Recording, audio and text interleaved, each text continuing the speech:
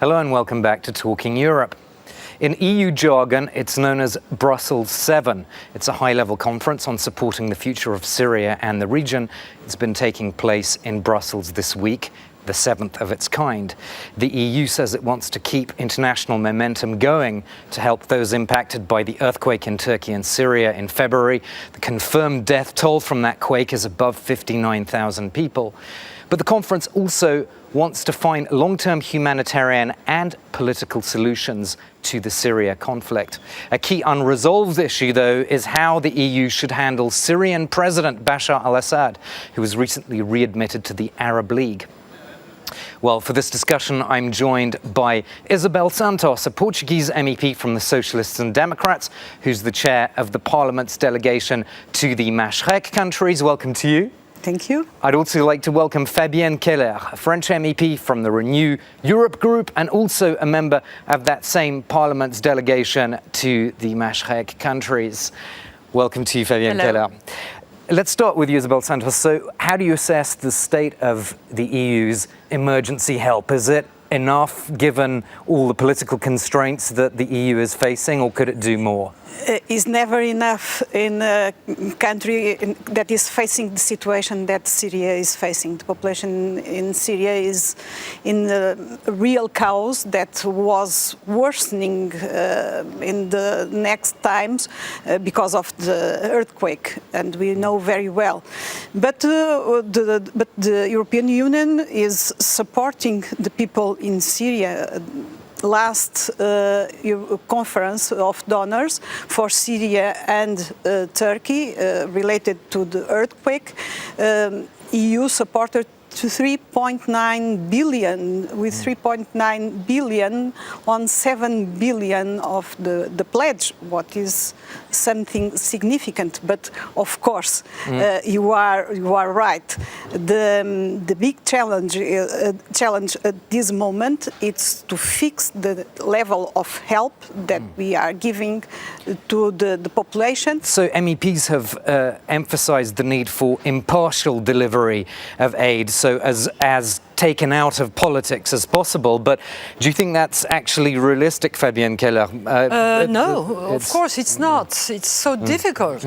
With Bashar al-Assad, the source of the crisis in part, of the political instability in his own country. You remember he used chemical arms in the past and was part of this terrible war that made that huge movement of Syrians out of Syria how many years ago? 7 years ago now, from now. So this created a first very difficult situation with a huge diaspora in Europe and in Turkey also, and also within Syria with people displaced. And now, as you said, Isabel, this terrible earthquake, we could help quite directly on the Turkish side, but there was only one corridor protected under the United Nations control to bring humanitarian aid to the poor Syrians touched directly by the earthquake, and we have a very hard time having just information about what's going on. That's a good point about the border crossing. I was going to ask you this because there's what humanitarian groups have called a politicization of border crossings, and this is one of the big barriers that the EU has in its aid, isn't it? Yes, and Russia is playing a very dark game on this question inside the UN Security Council. Despite all the difficulties, it was managed to remain with one corridor till the earthquake, with one corridor open, and after the earthquake, two more corridors were open, what was good. But our difficulty is to remain with these three corridors open. It's not easy, and we need to have the view that 15 million, more than 15 million persons inside Syria are in need of humanitarian help. I have heard from NGOs, though, that repeatedly that we have to move away from simply emergency response to long-term reconstruction and development. I'm sure you both agree on that. But the question there is, how much can you do that with President Assad in power? And I'm wondering, has Europe essentially, has its regime change policy failed? Because it demanded that he has to leave years ago. He's still there. He's obviously not going to leave in any way. It's not possible to support Bashar al-Assad. He killed people by thousands with his weapons during the war. But we have not to decide instead of Syrian people. So how can we discuss about aid, reconstruction with legal infrastructure and government? If we don't want to speak to Bashar al-Assad, if we go through him, we support him, which we don't want to do. So it's quite difficult. This is why up to now the aid is only going through the United Nations. But that doesn't mean that it's only emergency aid. We can also give more structural aid, like thinking about reconstructing schools so that the kids are taken care of, or housing, because of the earthquake. It's a main issue. Yes. Just get your thoughts quickly on that long-term Yes, we need to fix reconstruction. political conditions for the reconstruction. We can't embrace a butcher. So we need to really to fix conditions for the dialogue and for the comprehensive dialogue with the opposition, also with the civil society, with many movements that can move Syria for a new reality. Before that, what we can do is to support civil society, is to support NGOs that are acting on the ground, and support, of course, UN, that is the big source of help inside Syria.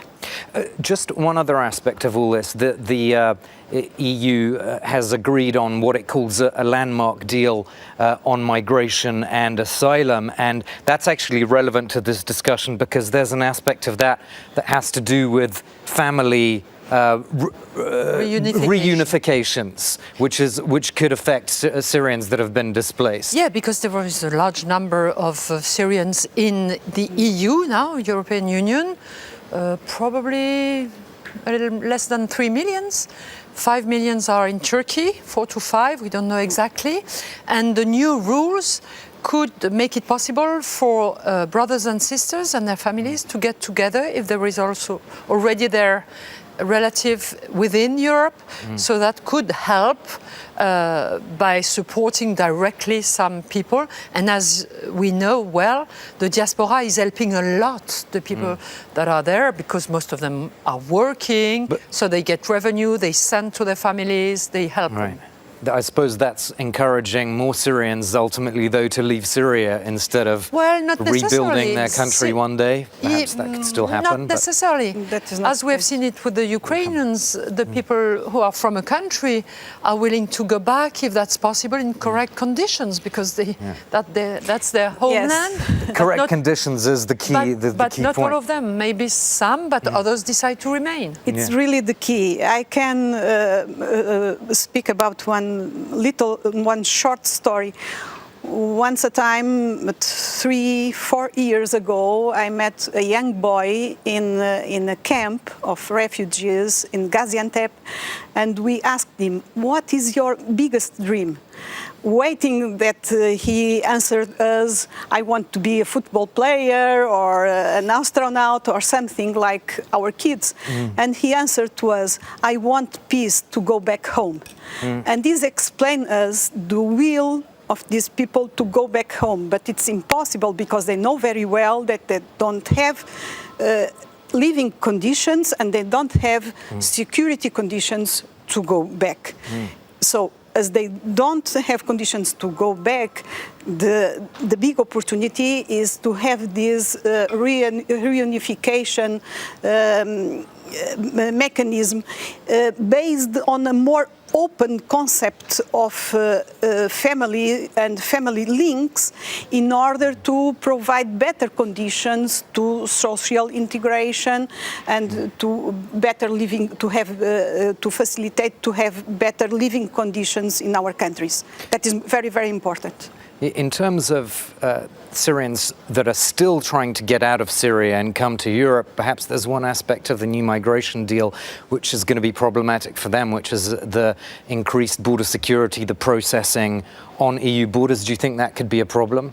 No, because it's not a problem, because people fleeing a war are always allowed to get in. We just check whether they are not in a list of criminal or terrorists, but this is the principle of the Geneva Convention to protect people who are going away from a war.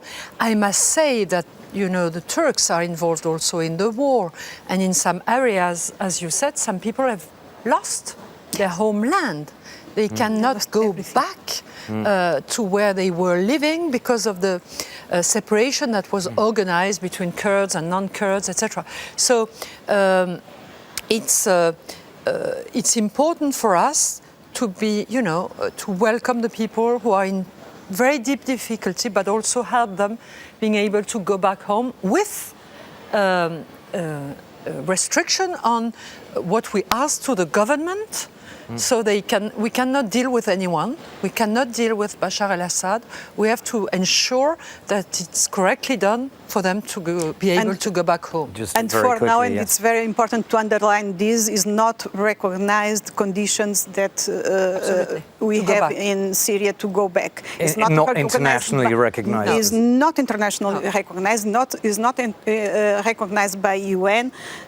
As Syria, a safe place to go back. Is not a safe place to go back. We'll have to end it there. Thank you so much for this discussion to both of you, Isabel Santos and Fabienne Keller. And that's all for this edition of Talking Europe. We'll be back very soon with another episode from the European Parliament. Do join us then.